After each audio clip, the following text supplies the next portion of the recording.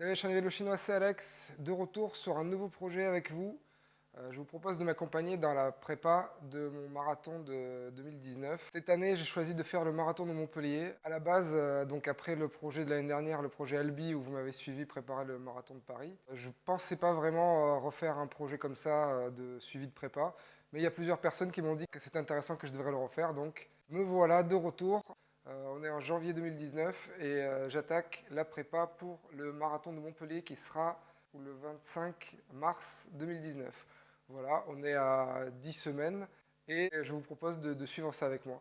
Pour ceux qui ont suivi le projet précédent, je vais faire moins de prise de vue de mes entraînements parce que l'intérêt est limité de me voir courir et puis ça prend beaucoup de temps de montage. Donc ce que je vous propose cette année, ce sera de l'analyse directement sur l'écran et avec directement ma tronche incrustée. Comme ça, je ferai le minimum de montage et je pourrai quand même raconter ce que je voudrais. N'oubliez pas de rejoindre la communauté Slack où on parle d'entraînement, où entre autres les gens m'ont dit, ou c'est là entre autres où j'ai eu du retour, où les gens m'ont dit il faut que tu refasses un projet Albi 2019. Et il y a beaucoup d'échanges constructifs sur les actus et les entraînements, les compètes, tout ça. Allez, c'est parti.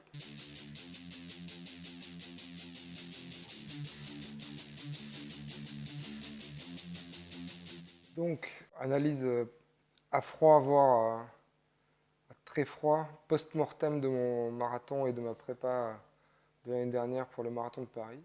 Au vu de ma blessure et du début de ma prépa, je trouve que c'est pas mal et que je pense que j'ai tenu, entre autres, grâce au fait que j'ai fait ce projet de vidéo YouTube sur la prépa, parce que sinon j'aurais pu être découragé au départ de la prépa. Donc ouais, j'ai le marathon de Paris.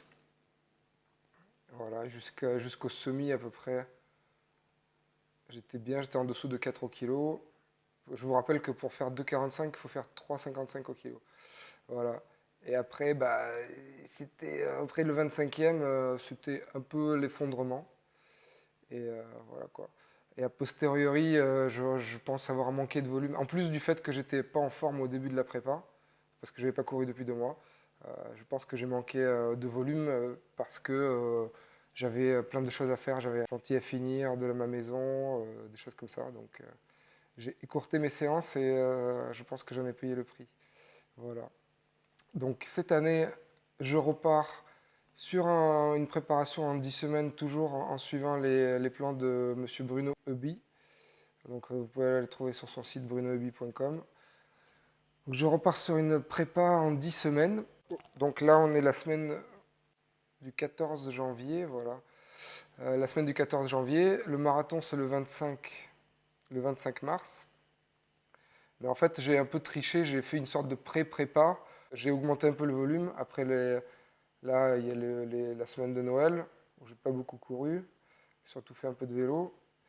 Et oui, en fait, parce que en parallèle, je fais mon projet d'augmenter mon FTP et de me préparer pour une cyclo avec le capteur de puissance. Mais bon, ça, c'est à côté, c'est l'autre projet. Bref, j'ai un capteur de puissance. Je fais tout en même temps. Et donc, j'ai commencé un peu à faire. J'ai fait une sorte de 2 fois une première semaine de prépa pour 2 fois, c'est-à-dire notamment la sortie 3 fois 10 minutes au seuil, pour voir un peu déjà les sensations. Et donc, ça allait à peu près. Donc, j'ai fait une sorte de 2 semaines de montée en volume. Et après, ben là, j'ai officiellement commencé la première semaine avec 4 sorties. Ici, vous pouvez voir, j'ai dû les placer en fait 4 sorties d'affilée. C'est pas idéal, je pense. Mais ce week-end, j'étais occupé, il fallait que je garde mes enfants, donc je pouvais pas faire de sortie le week-end. Donc, j'ai calé 4 sorties d'affilée. Euh, Là, j'avoue, hier, samedi, j'avais mal aux cuisses. Mais sinon, ça allait bien. Donc, je vous montre vite fait le plan. Euh, donc, enfin, je pense que c'est basique. Je connais pas beaucoup. Enfin, je connais les plans de conseilcoursapied.net. Je crois que le coach c'est Gilles Dorval. Et ça fait plein de fois que je prépare des marathons avec les plans de Bruno Huby. Donc, c'est les séances, c'est 1 ou 2 sorties d'endurance footing, 45 minutes, 1 heure. De la VMA courte, progressive. Et la séance clé, souvent, la séance que je fais le mercredi, 1h30 au seuil, donc à 80-85, qui commence à 3 fois 10 minutes et qui fait progressivement comme ça au fur et à mesure du plan, 12 minutes, 3 fois 14 minutes, 3 fois 16 minutes, 3 fois 18, 3 fois 20, etc. Une progression comme ça. Ça, c'est une séance assez clé dans cette prépa. Et le dimanche, sortie longue avec allure marathon. Donc, et la VMA, ça c'est un PDF plus ancien que j'avais, je crois qu'il ne le met plus, mais donc ici j'ai la progression de la VMA courte que je vais utiliser et donner à titre d'exemple. Et c'est celle-là que je vais appliquer. Donc j'ai commencé par ça, 2 fois 9 fois 150 mètres. Donc concernant la VMA, moi je vais vous dire ce que je fais moi, c'est certainement pas ce qu'il faut faire, mais quand c'est la VMA courte, enfin je connais pas ma VMA, là j'ai pas fait de test.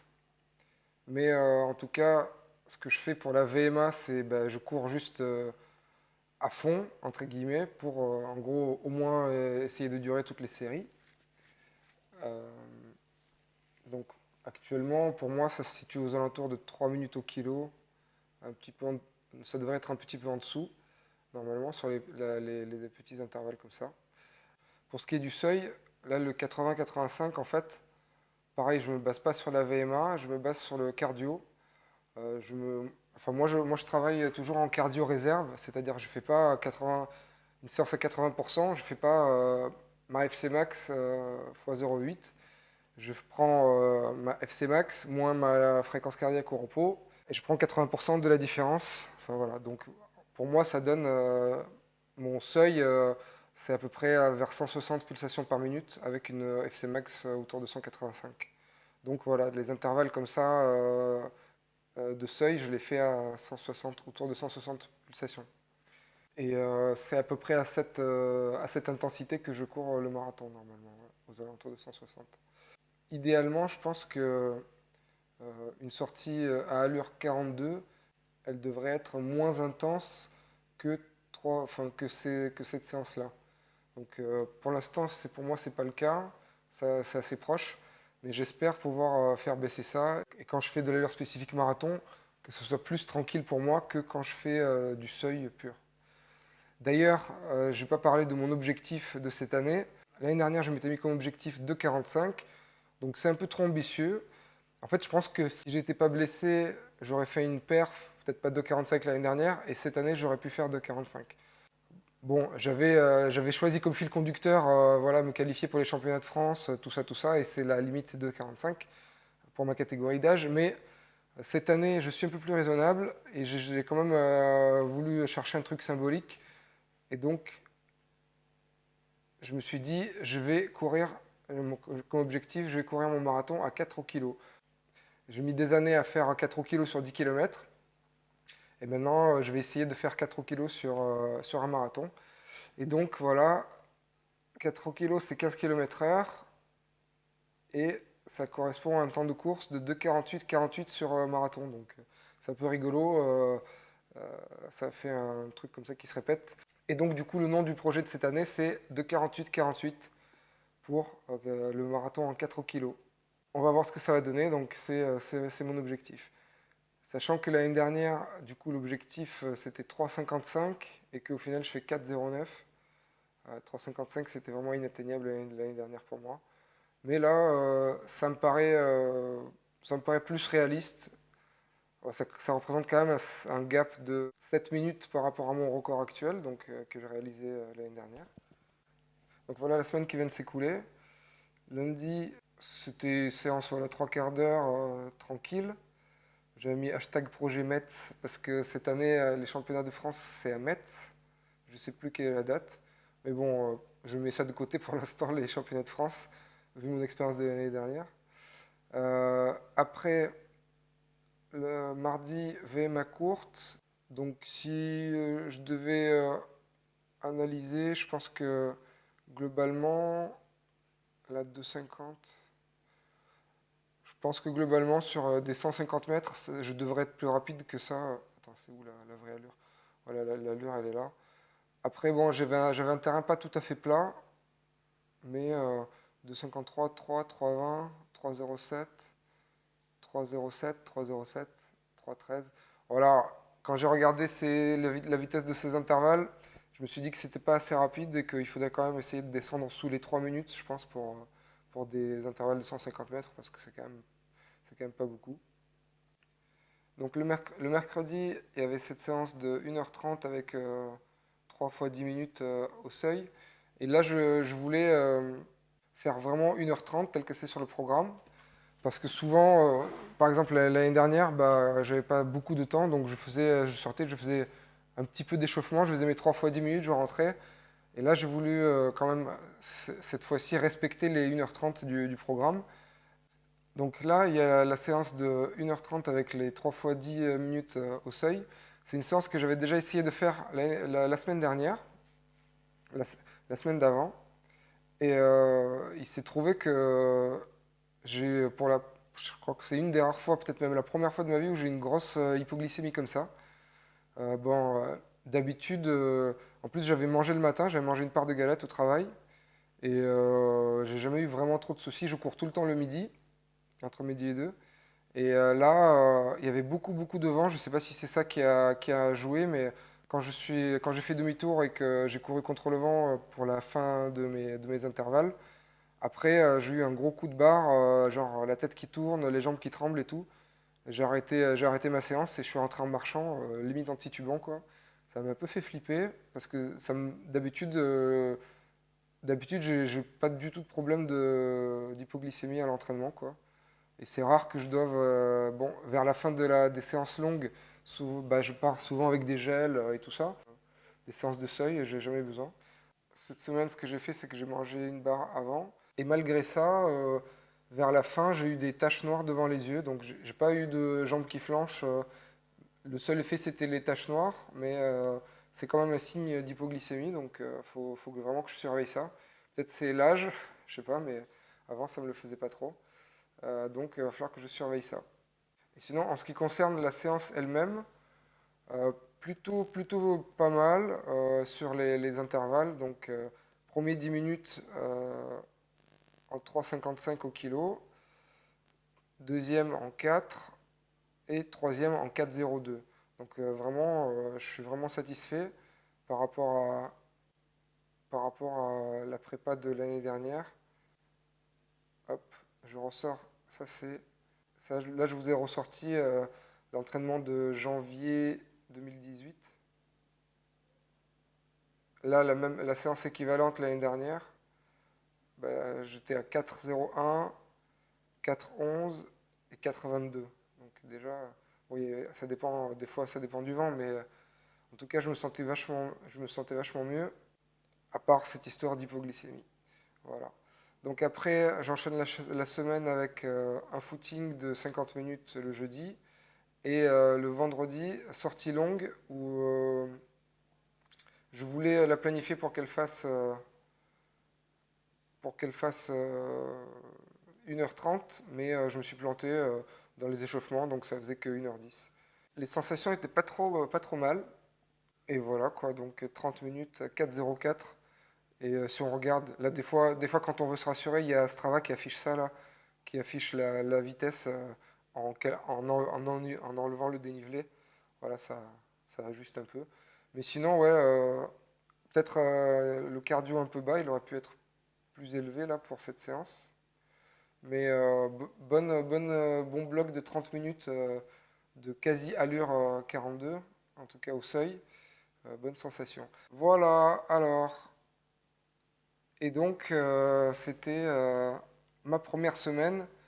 Donc, je répète, c'est peut-être pas idéal de tout enchaîner, mais j'avais pas de disponibilité ce week-end, donc j'ai dû faire mes 5 sorties comme ça. Est-ce que j'ai oublié?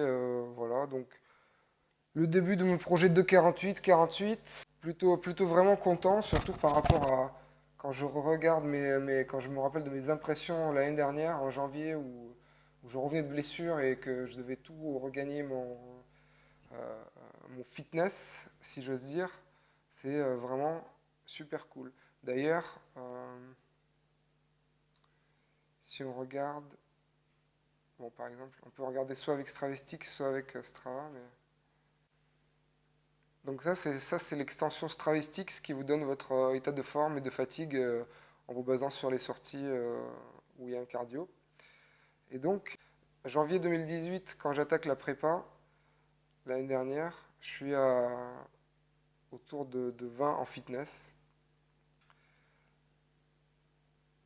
Et donc je regagne un peu ma forme, blablabla, jusqu'à au moment du marathon, jusqu'à atteindre 45. Et pour comparer, si on regarde actuellement, en janvier 2019, j'étais déjà à 37 de fitness. Et ce qui est rigolo, c'est que actuellement, je suis déjà à plus que au moment où j'ai fait le marathon l'année dernière. Donc c'est encourageant pour ma prépa et je le ressens vraiment comme ça. Je suis vraiment plus en forme. Donc comme quoi une blessure, ça peut vraiment tout faire replonger quoi, niveau préparation. Donc voilà, je suis super content pour ça. C'est de bon augure pour ma prépa. Et sachez que cette extension, vous pouvez l'avoir gratuitement si vous utilisez Chrome avec Strava. C'est vraiment pas mal. Ça fait un peu l'équivalent de ce que Strava propose en version payante, la courbe de fitness et freshness. Et donc ça, c'est la version payante de Strava de la même chose. Bon, je trouve que ça a le mérite d'être un peu plus clair et j'aime bien les petites billes là qui représentent les sorties marquées comme course. On voit justement ce que je disais. Ah, mais en plus, ça a l'air de correspondre à peu près à leurs conditions physiques. Donc pour Strava aussi, janvier 2018, je suis aux alentours de 20. Et le marathon de Paris, je suis à 64. Et actuellement, et là je suis déjà à 55. Non, enfin là, janvier, j'étais à 55. Et actuellement, pour eux, je suis déjà à 108. Mais ici, on peut filtrer par activité. Donc si je mets juste course à pied, peut-être ça va être différent. Si je mets juste course à pied, conditions physiques 56, et actuellement je suis à 42. Bon bref, il n'y a pas de secret. Quand vous avez une saison avec blessure, bah, c'est dur de remonter la pente, mais quand vous maintenez une forme à peu près potable, c'est plus facile de reprendre l'entraînement. Bon, dites-moi ce que vous pensez de ce format. Dites-moi quel marathon vous courez, qu'est-ce que vous préparez cette année.